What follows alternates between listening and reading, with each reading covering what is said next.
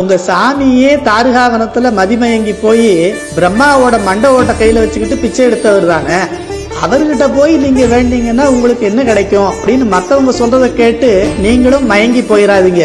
அவர் ரொம்ப பெரியவர், காலத்தால பழமை புதுமைங்கிறதெல்லாம் கடந்து என்றும் உள்ளவர், எல்லாம் தெரிஞ்சவர். அப்படிப்பட்டவர்ங்கிறதுனால தன்னுடைய அடியார்கள் செய்யற தவறுகளை எல்லாம் மன்னிச்சு உங்களுக்கு எப்போ என்ன தேவைப்படுங்கிறத தெரிஞ்சு காலமறிந்து கொடுக்கக்கூடியவர். சரி, அவர்கிட்ட எல்லாம் இருக்கு அப்படின்னு சொன்னீங்கன்னா அவர் ஏன் பிச்சை எடுக்கணும் அப்படின்னா, அவரிடம் இல்லாத ஒண்ணு நம்ம கிட்ட இருக்கு, அதுதான் நம்முடைய அறியாமை. அதை கொடுந்தா நம்ம கிட்ட வந்து பிச்சை எடுத்து நிக்கிறார். எவ்வளவு பெரிய கருணையாளர்!